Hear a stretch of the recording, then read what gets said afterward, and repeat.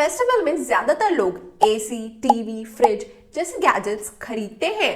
अब सरकार ने जीएसटी रेट कम किया है तो नेचुरल डिमांड बढ़ सकती है। लेकिन सोचो, आप जैसे ही सामान खरीदने जाओ और देखो कि शॉपकीपर अभी भी आपसे पुराना 28% जीएसटी चार्ज कर रहा है, और जब आप उससे पूछते हो कि नया 18% रेट क्यों नहीं लगाया, तो वो बोलता है ये ओल्ड स्टॉक है, और क्योंकि जब मैंने होलसेलर से एसी खरीदा था तब मैंने उसको 28% जीएसटी पे किया था, तो जब तक पुराना माल खत्म नहीं होता वही पुराना चार्ज लगेगा।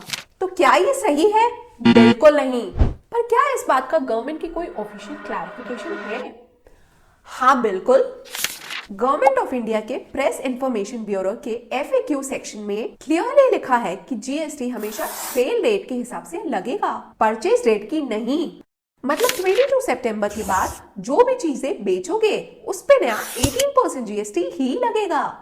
अब आप सोच रहे होंगे इसमें तो शॉपकीपर का लॉस है, तो आंसर है बिल्कुल नहीं। शॉपकीपर का कोई नुकसान नहीं है।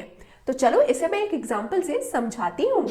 मान लो शॉपकीपर ने होलसेलर से एसी खरीदा 50,000 में, तब जीएसटी था 28%, तो उसने 14,000 एज अ जीएसटी दिया, मतलब टोटल कॉस्ट बनी 64,000। अब शॉपकीपर अपना 10% प्रॉफिट मार्जिन ऐड करता है, तो बेस सेलिंग प्राइस हुई 55,000। अब जब वो 22 सितंबर को एसी बेचेगा तो जीएसटी होगा 18%, मतलब कंज्यूमर से टोटल कलेक्ट हुआ 55,000 प्लस 9,900, यानी टोटल 64,900। अब आप सोचोगे कि शॉपकीपर ने 14,000 टैक्स दिया, पर कस्टमर से तो सिर्फ 9,900 कलेक्ट किया, मतलब बेचारे के 4,100 एक्स्ट्रा गए। लेकिन ये उसका लॉस नहीं, बल्कि ये अनयूटिलाइज्ड जीएसटी क्रेडिट है। मतलब अगली बार जब वो नए एसी खरीदेगा 50,000 रुपीज में, उस पे जीएसटी होगा 9,000। बेचने पर कस्टमर से 9,900 आएगा, यानी 900 एक्स्ट्रा कलेक्ट होगा, तो ये उसके पहले वाले 4,100 जीएसटी क्रेडिट से माइनस हो जाएगा, और अब जीएसटी क्रेडिट का बैलेंस बचेगा 3,200, और ऐसे ही अगले साल के सेल्स में एडजस्ट होता रहेगा जब तक पूरा क्रेडिट खत्म ना हो जाए। तो अगर ये इन्फॉर्मेशन आपको हेल्पफुल लगी हो तो अपने फ्रेंड और फैमिली मेंबर के साथ जरूर शेयर करना।